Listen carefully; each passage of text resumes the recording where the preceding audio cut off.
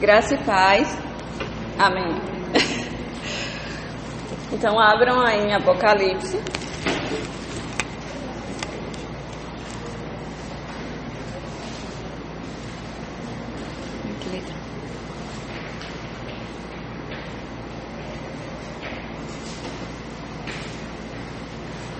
Como Mateus falou, nós vamos apresentar o capítulo 2 e o capítulo 3.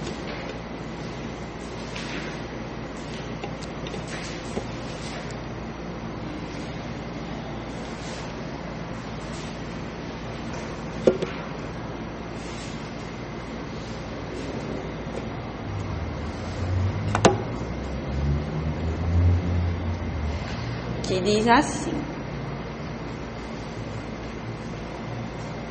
Amém? Vou ler primeiro do 1 ao 7 e a gente vai explicando essa primeira parte e após isso a gente lê do 8 ao 11 e assim dá continuidade com os demais participantes. Diz assim, Apocalipse 2:1. Ao anjo da igreja em Éfeso escreve: Estas coisas diz aquele que conserva na mão direita as 7 estrelas e que anda no meio dos 7 candeeiros de ouro. Conheço as tuas obras, tanto o teu labor como a tua perseverança, e que não podes suportar homens maus, e que puseste à prova os que a si mesmos se declaram apóstolos e não são, e os achaste mentirosos.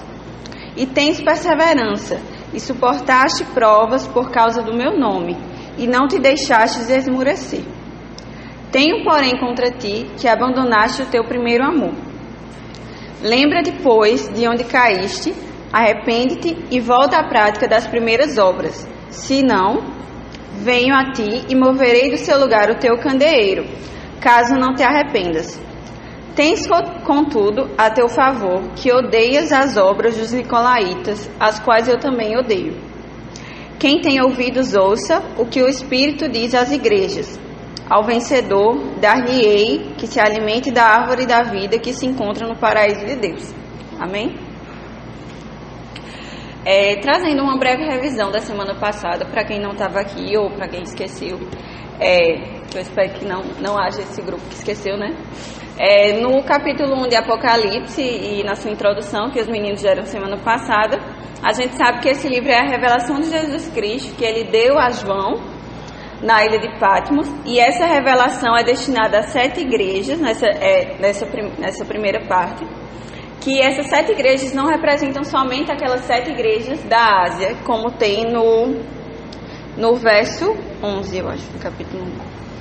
Que é Éfeso, Esmirna, Pérgamo, Tiatira, Sardes, Filadélfia e Laodiceia. Não são somente essas 7 igrejas, representa a universalidade, a completude, a plenitude. Ou seja, todas as igrejas de todas as épocas, essas cartas servem para nós hoje, que nós somos de outra época, de outra igreja.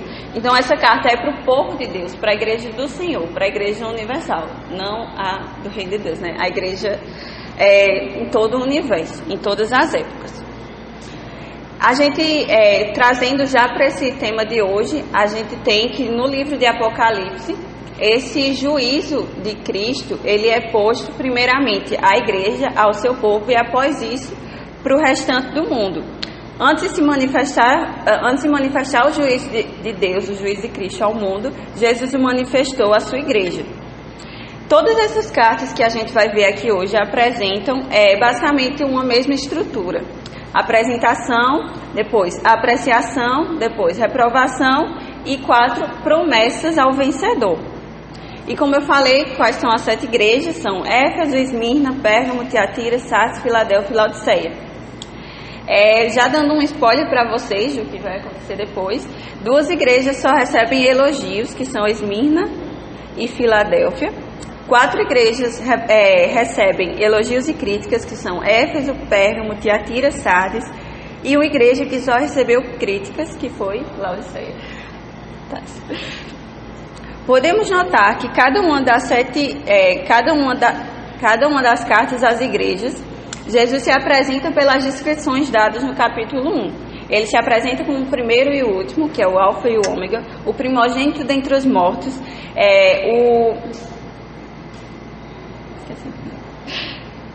eu não gosto de ficar, ao mesmo tempo que eu faço um roteiro, eu não gosto de ficar no roteiro, enfim, é hipocrisia, né? Cada uma das 7 igrejas, ela apresenta um aspecto diferente da aparência, da autoridade e do poder de Jesus. A gente vai ver, conforme for lendo as cartas, que cada uma Jesus se apresenta de uma forma que representa a sua autoridade, o seu poder, que também é descrito no capítulo 1 e a gente viu semana passada. Já entrando aqui nos versos que a gente vai estudar hoje, primeiramente, a carta é destinada à igreja de Éfeso. E começa assim: ao anjo da igreja em Éfeso escreve. Primeiro, esse anjo da igreja aqui quer dizer o pastor da igreja, aquele que pastoreava, aquele que liderava a igreja. E a igreja de Éfeso, eu acho que talvez seja a mais conhecida por todos nós, porque nós já estudamos a carta de Éfeso em alguns momentos da nossa vida cristã, nós já lemos, então a gente já tem um certo conhecimento sobre ela, sobre como era essa cidade e como era a situação da igreja em Éfeso. Éfeso era uma cidade bem rica, que era a principal da Ásia, e nela estava a igreja mais importante de toda a província romana. Lá havia o templo da deusa Ártemis, que todo mundo conhece, que era Diana para os romanos, e esse templo era conhecido como uma das 7 maravilhas do mundo antigo. Ele era muito suntuoso. As pessoas da cidade tinham um nível moral notoriamente baixo. Então elas praticavam sincretismo religioso, elas eram supersticiosas, más, violentas, elas praticavam imoralidade sexual. Então era uma situação bem crítica que a cidade de Éfeso enfrentava. Como podemos ver no capítulo 18 de Atos, o apóstolo Paulo visita Éfeso e lá ele trabalha por 3 anos e, graças a Deus, obteve resultados positivos, tanto entre os judeus quanto entre os gentios. Ele enviou uma epístola a esta igreja posteriormente, em meados de 62 depois de Cristo, enquanto estava preso, e após ser solto a visitou, enquanto o jovem Timóteo a pastoreava, como a gente pode ver lá em 1 Timóteo 2 e 3. O apóstolo João também residiu na cidade, porém, durante os últimos anos do reinado do imperador Domiciano, a pressão sobre a igreja aumentou devido ao culto ao imperador, resultando no banimento de João para a ilha de Patmos. Então é esse contexto aí. No verso 1, que eu não li completo, diz assim: ao anjo da igreja em Éfeso escreve: estas coisas diz aquele que conserva na mão direita as 7 estrelas e que anda no meio dos 7 candeeiros de ouro. Aí tem a primeira apresentação de Jesus. A apresentação de Jesus é como aquele que conserva na mão direita as 7 estrelas e que anda no meio dos candeeiros. Jesus se apresenta como aquele que conserva, aquele que tem. Não é um verbo que está no passado, que tinha essas estrelas, que tinha essas estrelas na mão. Ele se apresenta como aquele que tem, aquele que conserva. O que são essas estrelas? São as igrejas. Jesus é quem tem nas suas mãos as igrejas, o controle de tudo, o domínio de tudo. E a gente pode ver lá em João 10, 28, alguém pode ler, por favor?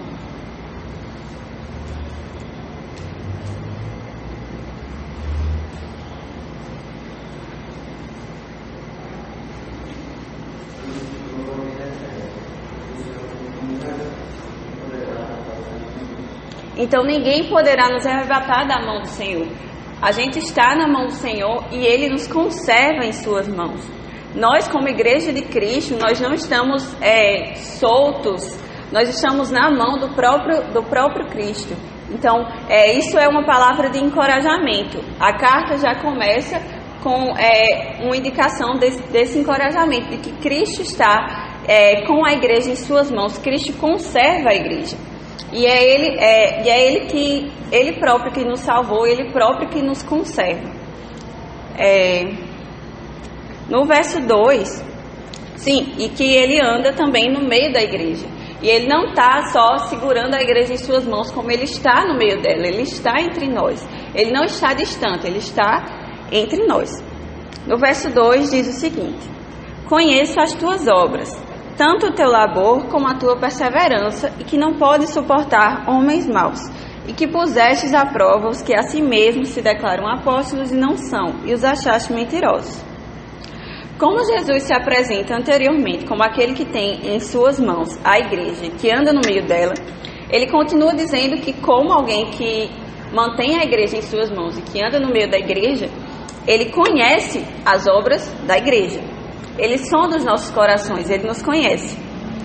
Obras aqui é um termo amplo indicando o comportamento e maneira de viver dos cristãos aqui em Éfeso. O seu trabalho árduo ou labor, em outras versões, perseverança, estão se complementando aqui. E quais eram essas boas obras dos Efésios?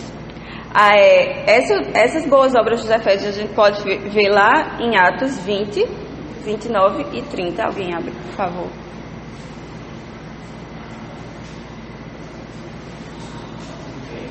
Atos 20, 29 e 30.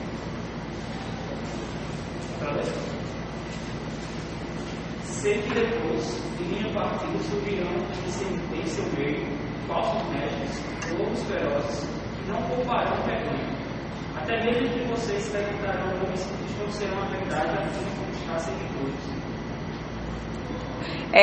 Esses lobos ferozes ou vorazes que Paulo adverte os Efésios são justamente os falsos mestres que queriam adentrar dentro das igrejas, dentro da igreja de Éfeso. E eles, Jesus fala aqui através de João, através da carta, que ele conhece o labor e a perseverança e que eles não podem suportar homens maus.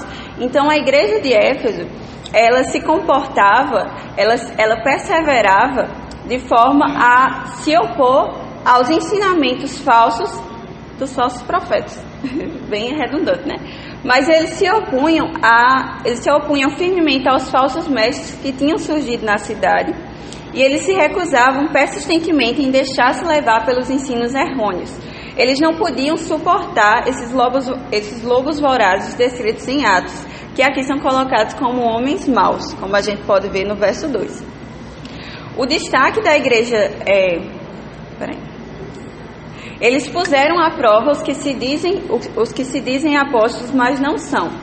Os falsos apóstolos, como a gente pode ver até hoje. Pessoas que se autodenominam apóstolos e que eles se aproveitavam dessa autodenominação para objetivos egoístas e não para a edificação da igreja.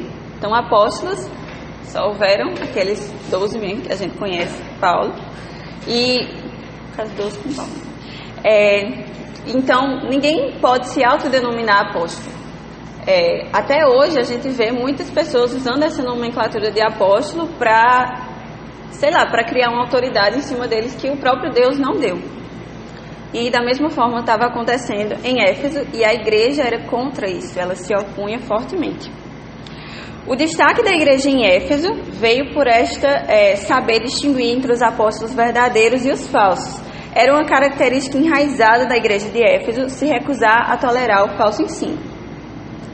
Quando ele fala neste mesmo verso de perseverança, que a gente pode ver aqui, conheço as tuas obras, tanto o teu labor como a tua perseverança, indica que o problema com os falsos mestres não era uma crise temporária, e sim uma prova contínua de sua lealdade ao Evangelho. Então, continuadamente, as pessoas estavam querendo incluir falsos ensinos nessa igreja, e elas sempre se opunham a estes. Resumindo, o destaque da igreja de Éfeso, a parte boa da igreja de Éfeso, era a pureza da doutrina. Então, eles conservavam a doutrina correta, a doutrina de Cristo, e se opunham aos falsos mestres. Essa é a parte boa. Aí começa a parte ruim, que também pega pra gente, porque lembre, o próprio Deus não destinou essas cartas somente a essas 7 igrejas, destinou também a nós. Então, tudo que eu falar aqui, vocês já fazem uma autoanálise, eu ia dizer autoanálise de si mesmos, bem redundante de novo, para se reconhecer, se reconhecer aqui, pedir misericórdia a Deus, e caso não, mais uma hora a gente vai se reconhecer, gente, é inevitável. No verso 3 diz o seguinte, na verdade, no verso 3 a gente já devia ter lido. No verso 4 diz: tenho, porém, contra ti que abandonaste o teu primeiro amor. Em outra versão, na NVI, diz: contra você, porém, tenho isto: você abandonou o seu primeiro amor. Embora fiel à doutrina, a igreja havia abandonado o seu primeiro amor.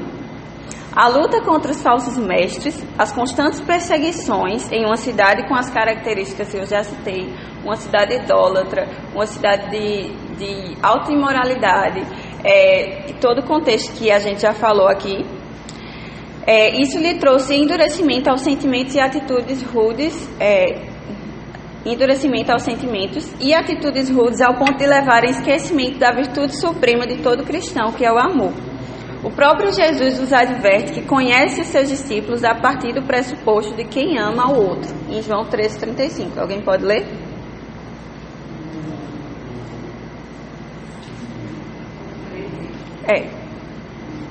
E Colossenses 3,14. João 3,35. Disse então Jesus: por mais um pouco de tempo a luz estará entre vocês. Andem enquanto vocês têm a luz, para que as trevas não os surpreendam, pois aquele que anda nas trevas não sabe para onde está indo. Acho que eu botei a referência errada aqui. Alguém lê Colossenses 3,14. Acima de tudo, revistam-se do amor que une todos nós efetivamente. Amém. Esse texto de João 13,35 é aquele que Jesus fala, na verdade, não é a primeira João. Não, eu sei, não estou desconfiando. Qual é o texto? 3,35 é isso que Hortência leu, mas está errado. É porque eu só estou lembrando de 1 João. Nisto conhecemos quem ama a Deus, aquele que ama seu irmão.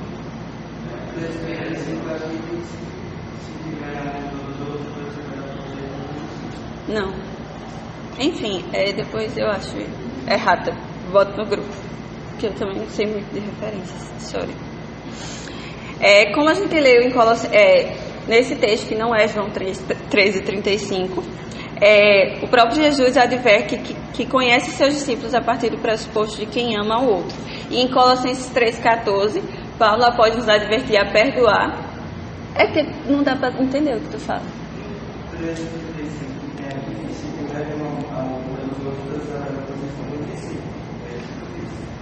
Desculpa, não dá para entender. É porque de máscara é muito complicado. Abafa a voz. Se tiver amor pelos outros, todos saberão que vocês são meus discípulos. Isso. Que Disney foi esse? Chega a mostrar. Enfim. Então a gente sabe que somos discípulos de Cristo quando amamos, e lá em Colossenses Paulo adverte a gente perdoar e fazer isso com o elo perfeito que é o amor. Como é que a gente pode perdoar sem amar? Às vezes a gente pode perdoar simplesmente porque Jesus ordena. Jesus me ordenou perdoar. Então é algo mais externo, mais farisaico, vamos dizer assim, do que de coração, do que intrínseco em nós, a nós. No livro de Hernán Dias Lopes, que é um dos livros que a gente estudou, ele fala que abandonamos o primeiro amor quando substituímos o amor a Jesus pela ortodoxia e pelo trabalho.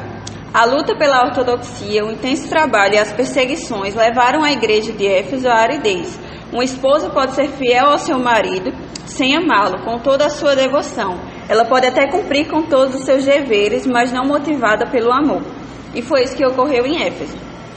Como o Jamerson falou antes de ontem, Jesus se interessa mais por quem somos, pela nossa devoção, pela nossa paixão por Ele, do que pelo que fazemos, simplesmente por fazer.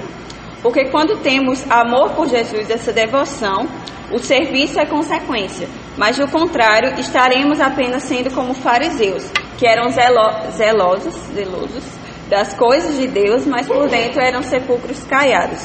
Eles aparentemente eram bonitos, mas por dentro estavam mortos. Amém. Meu Deus, misericórdia. A hora. 5. Lembra-te, pois, de onde caíste. Arrepende-te e volta à prática das primeiras obras. e se não, venho a ti e moverei de seu lugar o teu candeeiro, caso não te arrependas. Aqui Jesus oferece uma nova chance aos Efésios e a nós. Ele exorta para nos lembrarmos de onde caímos e nos arrepender. Antes de nos arrependermos, devemos lembrar exatamente onde caímos. É como se fosse vários degraus a ser percorridos. Em qual ponto paramos? Onde deixamos de fazer as coisas por amor a Deus e passamos a fazer por pura ortodoxia vazia. Então, aqui Jesus pede para que eles lembrem do calor e do fervor da sua primeira experiência cristã. Depois de lembrar exatamente onde a gente caiu, Jesus diz: se arrependam. Já estamos cansados de saber a diferença entre arrependimento e remorso. O remorso causa aquela tristeza quando a gente comete o pecado, mas não nos motiva a nada. Já o arrependimento, ele não é emoção, ele é atitude. Arrepender-se tem a ver com renovar a mente, mudar a direção, voltar-se para Deus e abandonar o pecado. De nada adianta uma tristeza por cometer o pecado, se não acompanhada de mudança de vida, de abandono do pecado.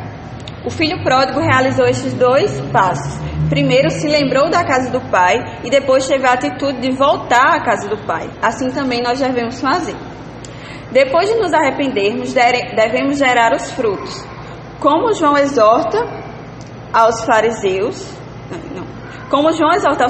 que queriam ser batizados para mostrar algo externo, mas eles eram raças de víboras porque não viviam uma vida condizente com o arrependimento que eles estavam querendo professar, no texto de Mateus 3,8. Não vou pedir para vocês abrirem por conta do tempo. Esses frutos são as primeiras obras que mostram que de fato a gente mudou, a gente se arrependeu. Se antes a gente mentia, agora falamos sempre a verdade. Se antes víamos pornografia, agora a gente não vê e se afaste dessas coisas. Praticar as boas obras, as obras do princípio, é o último passo, o último degrau da jornada de lembrarmos de onde caímos, nos arrepender e mudar de vida, voltar a ser como antes. Aqui a gente também viu uma consequência caso eles não se arrependessem, que era tirar o candelabro ou o candeeiro.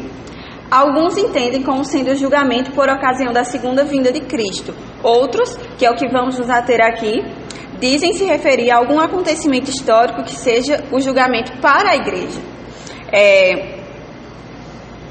A destruindo de modo a deixar de existir como igreja. A igreja, se não tem intimidade com Cristo, ela não brilha, a luz se apaga, porque a igreja não tem luz própria. E a gente viu que essa consequência foi real na igreja de Éfeso. Ela deixou de existir. Hoje só existem ruínas e lembranças dela. Vamos lembrar também, a partir desse pressuposto do amor, do texto de 1 Coríntios 13, que é bem conhecido por nós, que é onde Paulo fala que não adianta fazermos nada, as coisas mais maravilhosas, se não tivermos amor. De nada adianta, de nada seremos. No verso 6, diz o seguinte: tens contudo a teu favor que odeias as obras dos nicolaítas, as quais eu também odeio. Aqui Jesus descreve uma das práticas errôneas que estavam tentando entrar na igreja, que era a prática dos nicolaítas, que eles eram pregadores de uma nova versão do cristianismo. Um cristianismo liberal, sem exigências, sem proibições. Eles defendiam comer comida sacrificada a ídolos, imoralidade sexual, estimulavam a imoralidade em todas as suas formas, isso tudo dentro da igreja. Não muito diferente do dia de hoje. Estão cada vez mais sendo liberais, se afastando das escrituras nas igrejas modernas. Se a palavra de Deus diz que é pecado o sexo antes do casamento, é pecado o sexo antes do casamento, ponto final. Se a Bíblia diz que Deus não aprova o casamento entre pessoas do mesmo sexo, Ele não aprova. Não podemos e nem devemos negociar a palavra de Deus. Ela é suficiente em si mesma. Ela não se contradiz em nenhum momento. Deus é em sua essência amor e justiça, porque esse é o pressuposto que as pessoas dizem: mas Deus é amor, então Ele aceita todo mundo, de bom grado. Do jeito que você está, Deus lhe aceita, porque Ele é amor. Mas Ele também é justiça. E esses atributos, eles não se anulam, quando aparentemente para a gente, enquanto humanos, não entendendo a essência de Deus, parecem até controversas. Como alguém vai punir alguém que se ama? Mas quem já apanhou quando era pequeno sabe que nossos pais nos amam da mesma forma. E nós, para lutarmos a favor desta verdade, devemos conhecê-la e amá-la de todo o coração.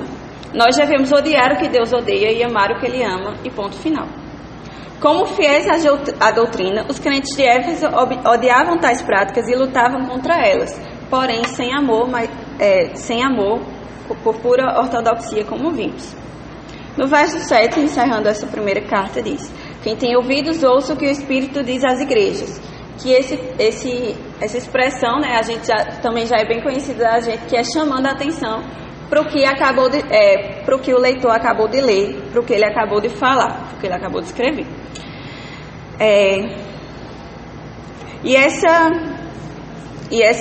Quem tem ouvidos para ouvir, ouça o que o Espírito diz às igrejas. Isso não parte de João, isso parte do próprio Cristo, e isso é da parte do Espírito e não do homem. O próprio Deus falou tudo isso aos Efésios e fala conosco hoje. Por isso somos indesculpáveis, depois de ouvir isso aqui, se já ouvimos, de pecar novamente, de voltar às nossas práticas errôneas e voltar a não ter esse primeiro amor, não fazer as coisas por amor ao Senhor. Por último, tem a promessa: ao vencedor dar-lhe-ei que se alimente da árvore da vida que se encontra no paraíso de Deus. O vencedor comerá da árvore da vida. Aquele que atentar para as palavras ditas terá a vida eterna. João 17,3: a vida eterna está em conhecer Deus e ao seu Filho, mas isso tudo em amor. O céu só é céu porque lá existe a presença gloriosa de Deus. Lá é casa do Pai, que é amor. Lá desfrutaremos de plena comunhão e amor abundantes, oriundos somente do nosso noivo, que é Cristo. Amém? Fim dessa primeira carta. Vamos ler do 8 ao 11 agora. Ao anjo da igreja em Esmirna, escreve: essas coisas diz o primeiro e o último, que esteve morto e tornou a viver. Conheço a tua tribulação, a tua pobreza, mas tu és rico. E a blasfêmia dos que a si mesmos se declaram judeus e não são, sendo antes sinagoga de Satanás. Não temas as coisas que tens de sofrer. Eis que o diabo está para lançar em prisão alguns entre vós, para serdes postos à prova. E tereis tribulação de 10 dias. Ser fiel até a morte, e dar-te-ei a coroa da vida. Quem tem ouvidos, ouça o que o Espírito diz às igrejas. O vencedor de nenhum modo sofrerá o dano da segunda morte. Esmirna. A igreja de Esmirna, assim como Éfeso, era uma cidade rica. Na verdade, a igreja não. A cidade de Esmirna era uma cidade rica, um ponto marítimo próspero. Por isso ela disputava com Éfeso o posto de cidade principal da Ásia. Era um lugar de realeza com magnífica arquitetura e templos dedicados a diversos deuses pagãos, como Cibele, Zeus, Afrodite. Esmirna tinha ajudado Roma muito antes desta se tornar uma potência mundial. Em 195 a.C. já tinha erigido um templo à deusa Roma. Naturalmente era um lugar de adoração ao imperador. E em 26 a.C., quando diversas cidades competiam pela honra de construir um templo ao imperador Tibério, Esmirna teve esse privilégio, que aumentou a sua pretensão de ser a primeira igreja da Ásia. Então Esmirna também era uma igreja, uma cidade grandiosa, gloriosa, assim como Éfeso. Aqui, Jesus, a sua apresentação, né, também é destinada ao anjo da igreja, ao líder da igreja, ao pastor da igreja. E Jesus se apresenta como o primeiro e o último que esteve morto e tornou a viver. A gente viu também no capítulo 1, Jesus se apresentando dessas duas formas, como o alfa e o ômega e o primogênito dentre os mortos. Isso significa o quê? Que assim como a primeira e a última letra do alfabeto abrangem um todo, Jesus também é eterno, assim como o Pai. Ele não tem início e nem fim. Então, por isso que ele se apresenta como o primeiro e o último. Aqui, sendo inferida a sua eternidade.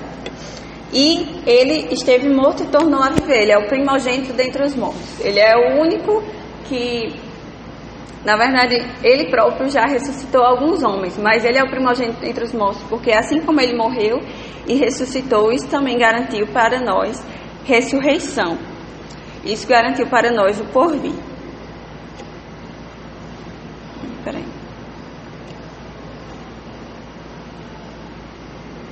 Ele é o que venceu a morte. E ele se apresentar como aquele que venceu a morte para esses crentes aqui de Esmirna é muito significativo, porque essa igreja estava sofrendo com perseguições, ameaças de martírio, E essa descrição de Jesus, portanto, serviu para animar os nossos irmãos esmirnianos.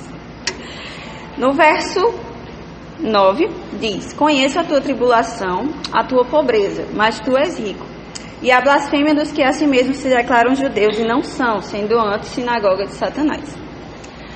Mais uma vez, inicia com a expressão conheço as tuas obras. O próprio Jesus falando para os crentes daquela época e para nós hoje que nos conhece. Conhece todo o nosso interior, conhece as nossas obras, as nossas intenções.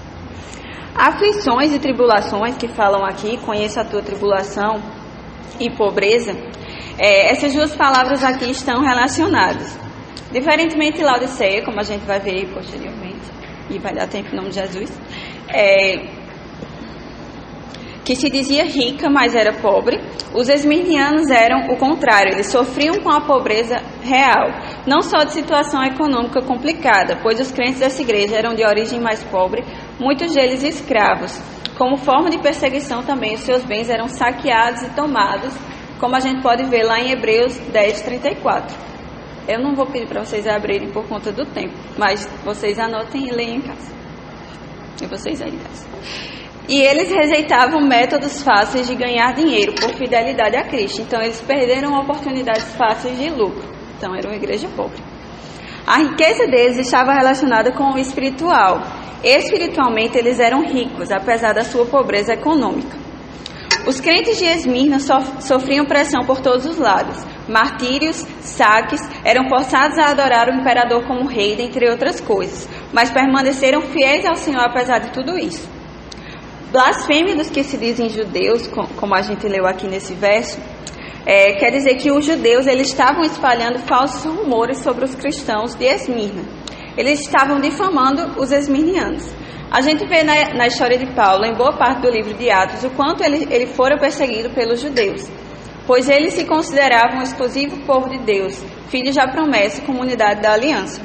Mas ao rejeitarem ao Messias que veio em carne, eles não o reconheceram como Cristo, e ao perseguirem os crentes que pregam a este Cristo, se tornaram sinagoga de Satanás. Sinagoga, como todo mundo sabe, é o lugar de reunião deles, mas eles utilizavam desses locais de reuniões para difamar os crentes de Esmirna. Se aqueles não são judeus, quem de fato é? Os verdadeiros judeus são o povo do Messias. Eu vou pedir para alguém abrir em Romanos 2, 28 e 29.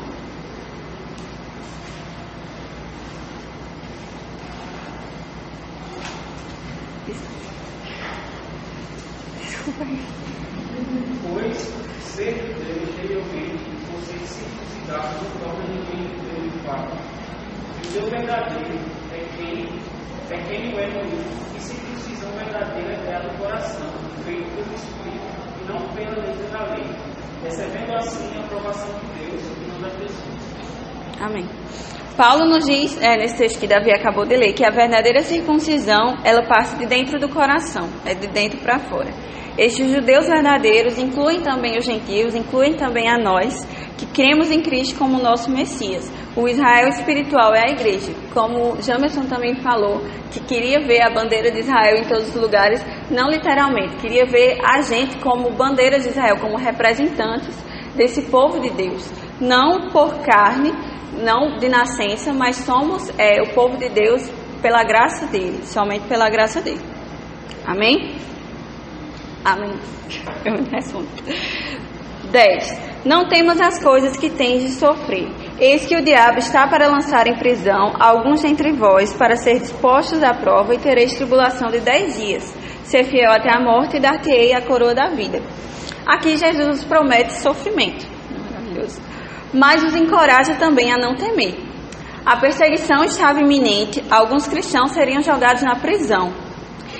No mundo antigo, a prisão era um lugar não era um lugar somente de castigo, como a gente vê hoje em dia, e sim uma antessala para a morte. Era o lugar de detenção antes do julgamento, e este julgamento poderia ser favorável ou desfavorável à vida deles, a eles permanecerem vivos. Fato interessante é que também os romanos não cuidavam dos seus detentos, então às vezes os crentes morriam esperando o julgamento antes mesmo de uma sentença. Então, para eles ouvir isso, que seriam presos, já era basicamente uma sentença de morte. Mas Jesus os encoraja. Essa prisão seria para prová-los. Esta perseguição e prisão tinham uma finalidade. Era uma prova da validade da fé cristã. Todos os que se diziam discípulos de Jesus tinham que estar dispostos a ir para a prisão e morrer, se necessário. Todos os cristãos tinham e têm que ser fiéis até a morte. O número 10 dias aqui não tem um significado simbólico especial.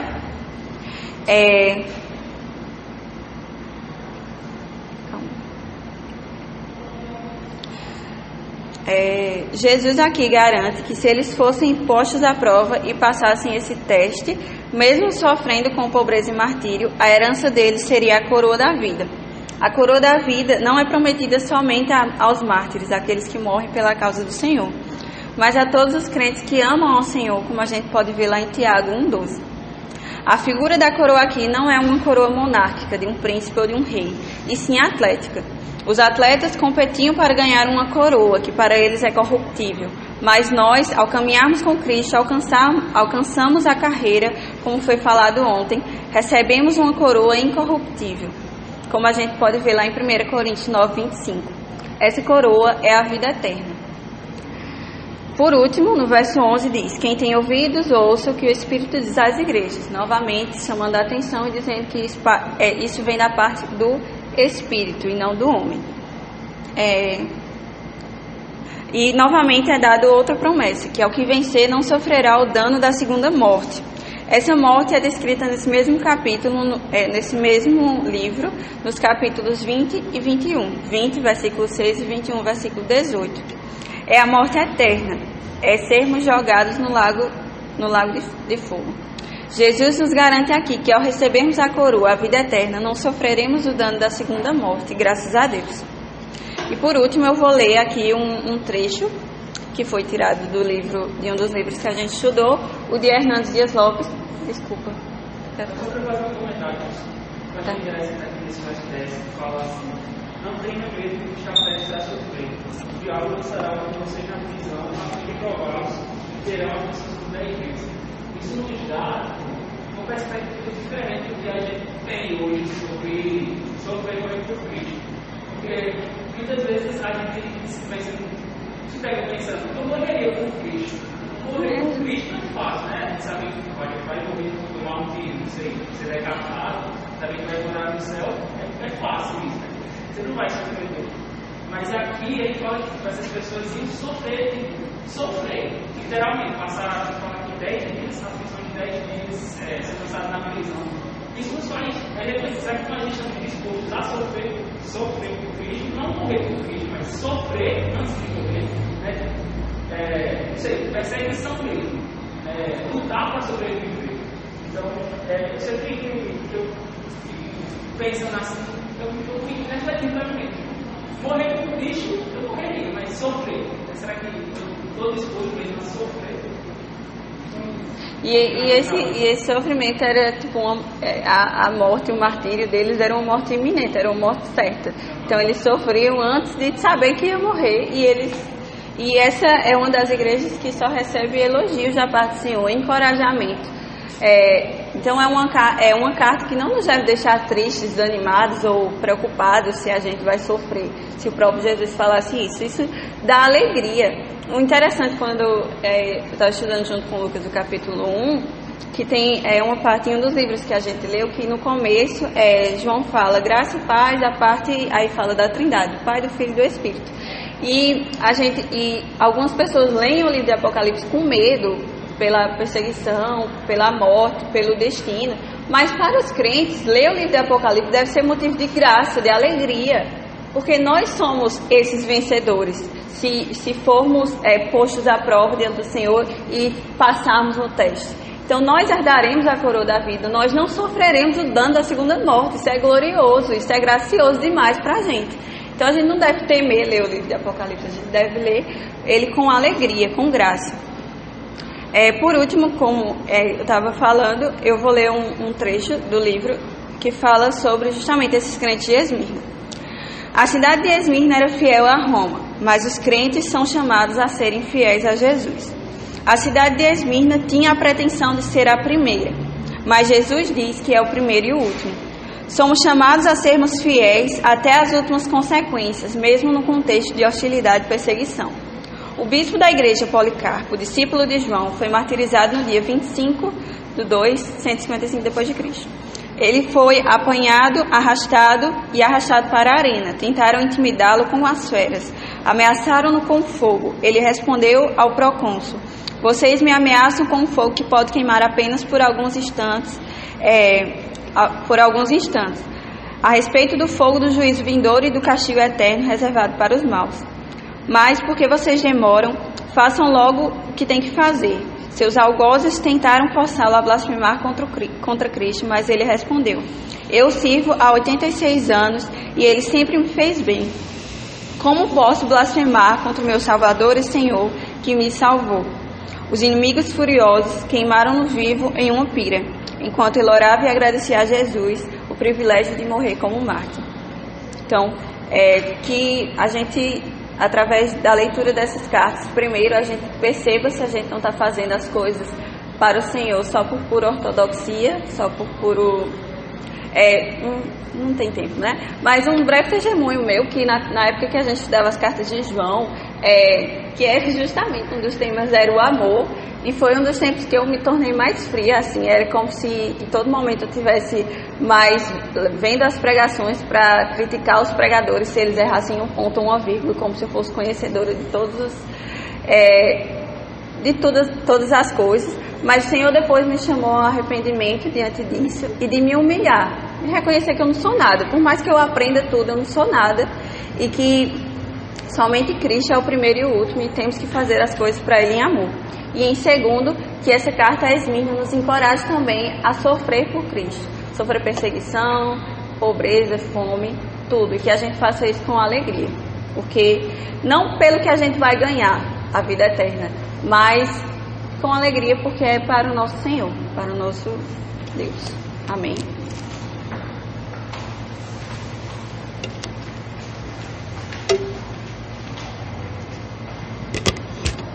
Rapaz, eu vou dar uma carreirinha aqui, porque senão não dá tempo.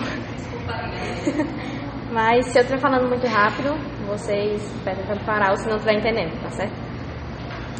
A gente vai ler primeiro, vai falar sobre a igreja de Pérgamo, então a gente vai ler primeiro dos versos 12 ao 17. Tá bom.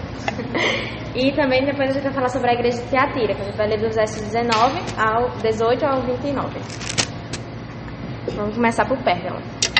O anjo da igreja de Pérgamo escreve: estas coisas diz aquele que tem a espada afiada de 2 gumes. Conheço o lugar em que habitas, onde está o trono de Satanás, e que conservas o meu nome, e não negaste a minha fé. Ainda nos dias de Antipas, minha testemunha, meu fiel, o qual foi morto entre vós, onde Satanás habita. Tenho, todavia, contra ti algumas coisas, pois que tens aí os que sustentam a doutrina de Balaão, o qual ensinava a Balaque a armar ciladas diante dos filhos de Israel, para cometerem coisas sacrificadas aos ídolos, e praticarem a prostituição. Outro sim, também tu tens os que da mesma forma sustentam a doutrina dos nicolaítas. Portanto, arrepende-te, e se não venho a ti sem demora, e contra eles pelejarei com a espada da minha boca. Quem tem ouvidos, ouça o que o Espírito diz às igrejas.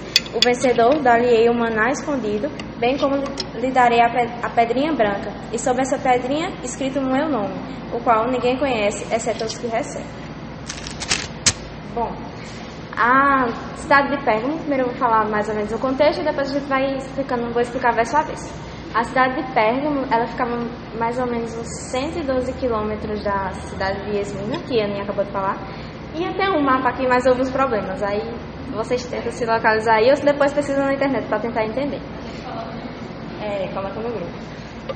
E ela tem esse nome por causa dos pergaminhos que o pessoal lá criaram. Eles criaram pergaminhos de peles de animais, que era diferente do que era usado na época, que era o papiro, que a gente aprende nas aulas de história lá do Egito.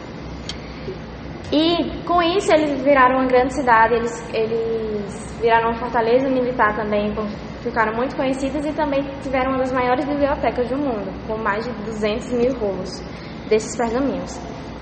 E ela também era conhecida como centro de 4 deuses, mas o último eu não vou saber falar o nome, que era Zeus, Atenas e Dionísio. Ela tinha templos nessa cidade. E depois eu boto o nome no grupo do 4 deus, que eu não sei falar o nome. E basicamente essa carta, em resumo, se trata sobre os crentes que estavam se misturando e perdendo o senso da verdade. O Pérgamo estava em conflito entre a verdade e o engano. A igreja estava sendo misturada. Aí, o verso 12. O anjo da igreja de Pérgamo escreve estas coisas, diz aquele que tem a espada afiada de 2 gumes. João, ele sempre começa as cartas da mesma maneira, como a Aninha explicou. Ele só muda mais ou menos a saudação. Nessa daqui, ele fala sobre a espada de 2 gumes, que era mais ou menos o símbolo de justiça da época. Quem puder ler aí Apocalipse 1,16. E depois uma pessoa abre em Isaías 11,4.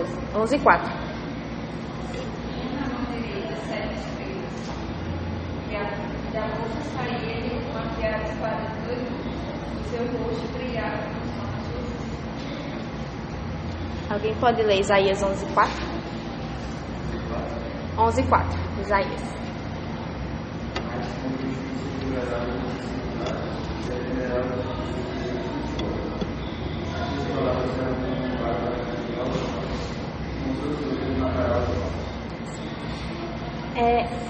A explicação da espada de 2 gumes era um símbolo de justiça do Império Romano, e isso mostra a justiça, Cristo, o verdadeiro juiz, e o poder final pertence a Deus. Então os pagãos, não há nada que eles possam fazer que possa mudar isso. Basicamente é isso que significa a espada de 2 gumes. 13. Conhece o lugar em que habitas, onde está o trono de Satanás, e que conservas o meu nome, e não negaste a minha fé, ainda nos dias de Antipas, minha testemunha, meu fiel, o qual foi morto entre vós, onde Satanás habita. No verso 13, Jesus fala que conhece onde eles habitam e onde está o trono de Satanás. No caso, o trono de Satanás, ele não está falando de uma coisa física, mas sim da pressão e da sedução, da perseguição que era demonstrada na pressão e na sedução que a igreja sofria. Cristo, ele conhece a lealdade da igreja, e que eles não negaram a fé até diante dos dias de Antipas, que foi o pastor, que era pastor daquela igreja, e que ele foi morto de uma maneira bem trágica, que ele foi colocado dentro de um boi de bronze e foi levado ao fogo e morreu queimado. Verso 14. Tenho todavia contra ti algumas coisas, pois que tens aí os que sustentam a doutrina de Balaão, o qual ensinava a Balaque e armas ciladas diante dos filhos de Israel para comerem coisas sacrificadas aos ídolos e praticarem prostituição. No verso 14, a gente pode ver que o povo estava começando a ceder às seduções de Satanás, à perseguição de Satanás. E o grande problema da igreja de Pérgamo é que alguns sustentavam na doutrina de Balaão, então alguns se desviaram para essa doutrina, e os outros, em vez de exortarem ou de exortarem mesmo, eles não falavam nada, se calavam, não iam contra isso. E isso acabou tornando a igreja infiel. O verso 15. Outro sim, também tu tens os que da mesma forma sustentavam a doutrina dos nicolaítas. Nesse verso 15, ele fala sobre os nicolaítas, que eles ensinavam que os crentes, eles não precisavam ser diferentes do mundo. Eles podiam fazer o que bem quisessem, não precisavam seguir a doutrina de Deus, podiam pecar, não tinha problema algum. E eles diziam até que quanto mais pecados você tinha, maior era a graça de Deus. Então eles podiam viver da maneira que quisessem. E eles queriam que os crentes fossem igual aos pagãos. Esse era o problema dos nicolaítas. E lembra também um pouco do que a gente está estudando em 3 João, em Judas, na verdade, sobre os falsos mestres, que eles ensinavam, eles iam para as igrejas e queriam que a igreja se misturasse com eles e que vivesse ao seu bel prazer, que não tinha problema algum. Aí o verso 16. Portanto, arrepende-te e, se não venho a ti sem demora e contra eles, pelejarei com a espada da minha boca.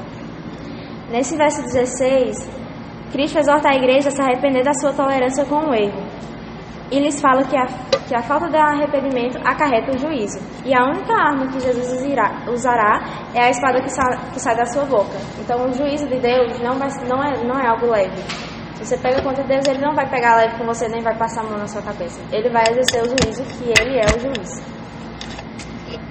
Aí, verso 16. Quem tem ouvidos, ouça o que o Espírito diz às igrejas. O vencedor, dar-lhe-ei o maná escondido, bem como lhe darei a pedrinha branca, e sobre essa pedrinha está escrito um nome novo, o qual ninguém conhece, exceto ao que eles recebem. Ele já começa o verso 17, falando quem tem ouvidos, ouça o que o Espírito diz às igrejas, igual a Aninha falou, que Jesus fala que ele mostra que as cartas que eles escrevem no final, ele sempre mostra que não é só para aquele pessoal das cartas. Se você observar, se você ler todas as cartas, você sempre vai se encaixar. Sempre vai ter alguma coisa que você, se você analisar direito, você está cometendo um erro, que você precisa melhorar, e que isso serve para nós também.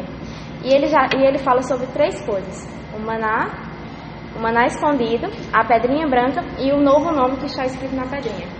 Do maná a gente já lembra do pessoal lá do Egito que recebia o maná do céu. Que isso significa que nós estaremos com o rei, se banqueteando com ele. O vencedor, no caso, que nós acreditamos que seja nós, os que se arrependem. Aí a pedrinha branca, tem vários significados para essa pedrinha branca. Mas analisando, na época lá elas eram usadas nos tribunais. Tinha as pedrinhas brancas e as pedrinhas pretas. As pretas eram entregues aos culpados e as brancas eram entregues às pessoas que eram absolvidas. E ele fala sobre esse novo nome, o novo nome o qual ninguém conhece, exceto os que recebem. O novo nome a gente sabe que é Cristo, o que a gente vai ver ele face a face e a gente vai conhecer ele. E nós estaremos nos banqueteando com eles. Amém? Alguma dúvida? Todo mundo entendeu? Desculpa eu estar falando rápido, porque senão não dá tempo. Aí a gente vai ler agora do verso 18 ao 29, que é sobre a igreja de Tiatira. Ao anjo da igreja em Tiatira escreve: estas coisas diz o Filho de Deus, que tem os olhos como chama de fogo e os pés semelhantes ao bronze polido. Conheço as tuas obras, o teu amor, a tua fé, o teu serviço, a tua perseverança e as tuas últimas obras mais numerosas do que as primeiras. Tenho, porém, contra ti o tolerares que essa mulher, Jezabel, que a si mesma se declara profetisa, não somente ensine, mas ainda seduza os seus servos a praticarem a prostituição e a comerem coisas sacrificadas aos ídolos. Dê-lhe tempo para que se arrependesse. Ela, todavia, não quer se arrepender da sua prostituição. Eis que a prosto de cama, bem como em grande tribulação, os que com ela adulteram, caso não se arrependam das obras que ela incita. Matarei os seus filhos, e todas as igrejas conhecerão que eu sou aquele que sonda a mente e os corações, e vos darei a cada um segundo as vossas obras. Digo, todavia, a vós outros, os demais de Tiatira, os tantos quantos não têm essa doutrina e que não conhecem, como eles dizem, as coisas profundas de Satanás. Outra carga não jogarei sobre vós, então somente conservai o que tende, até que eu venha. Ao vencedor, que guarda até o fim as minhas obras, eu lhe darei autoridade sobre as nações, e com o cetro de ferro as regerá e reduzirá a pedaços como se fossem objetos de barro. Assim como também eu, recebi do meu Pai, dar-lhe-ei ainda a estrela da manhã. Quem tem ouvidos, ouça o que o Espírito diz às igrejas. Em resumo, a cidade de Tiatira, ela não era uma grande cidade como Pérgamo, Éfeso e as outras. Ela era mais um centro urbano comercial. E não tem muita coisa, não tem muita informação sobre essa cidade, como tem das outras. Mas ela era muito importante, sua maior importância era na área comercial. Lá existiam muitos grêmios, que eram cooperações, que de uma maneira mais prática, deixa eu ver. Por exemplo, eu vou falar do que eu conheço, né, hoje em dia. Em farmácias. Farmácias, elas podem se vincular a grandes cooperações. Como, não sei um exemplo de um aqui, mas eu acho que vocês entenderam o que eu quero falar. Que, tipo, elas podem se juntar a uma grande rede. que aí faz com que elas cresçam no mercado e tudo mais. E lá tinha muitos tipos de cooperação, tipo cooperação de linho, de lã, couro e dentre outras coisas que eles vendiam na época. E cada grêmio tinha a sua divindade, então eles tinham cultos a certos deuses e faziam sacrifícios a eles. E basicamente, se você não entrasse em um grêmio que seguisse as regras do grêmio, você estaria cometendo um suicídio comercial. Basicamente, você não cresceria, você simplesmente ia falir ou ia acabar fracassando no negócio. Então, versos 18 e 19. O anjo da igreja em Tiatira escreve: Estas coisas diz o Filho de Deus, que tem os olhos como chama de fogo e os pés semelhantes ao bronze polido. Conheço as tuas obras, o teu amor, a tua fé, o teu serviço, a tua perseverança e as tuas últimas obras mais numerosas que as primeiras. Jesus já inicia a carta falando que conhece a igreja e conhece as obras e que nada vai fugir do seu controle. Ele reconhece as marcas positivas da igreja, como o amor, o serviço, a confiança em Deus e a perseverança.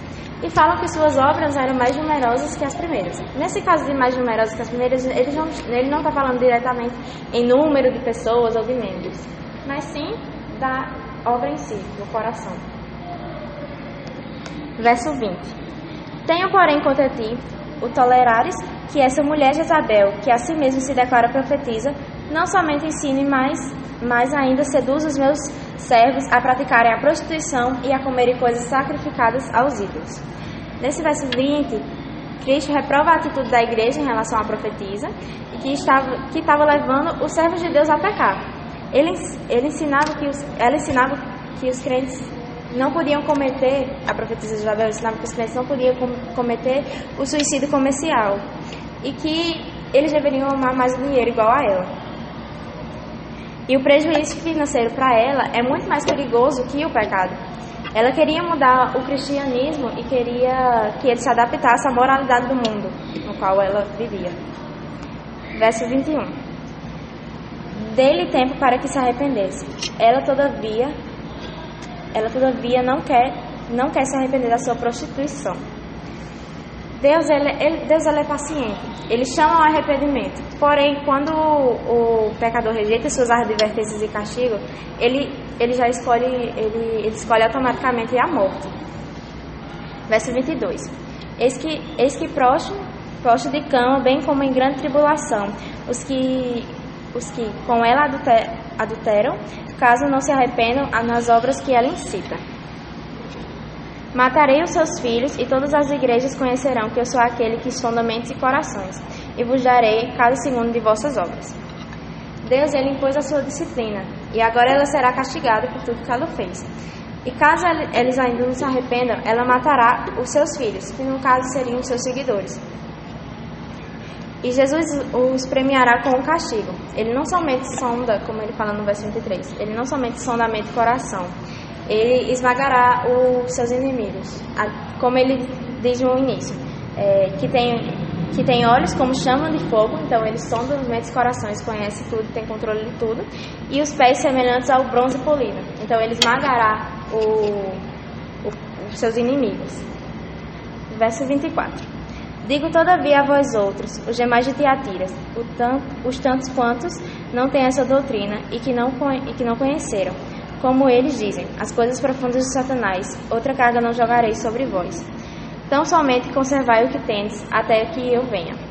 No verso 24 e 25, alguns membros da igreja não só tinham tolerado as práticas de Jezabel, tinham seguido ela também, mas ainda existia o remanescente, que eles permaneceram firmes na sua doutrina, e Cristo disse que eles estão livres, verdadeiramente livres. E a verdade de Deus é suficiente, não precisamos de mais nada. Eles carregariam o jugo suave e leve de Cristo. Verso 26 e 27. Ao vencedor, que guarda até o fim as minhas obras, eu lhe darei autoridade sobre as nações, e com o cetro de ferro as regerá e reduzirá a pedaços como se fossem objetos de barro.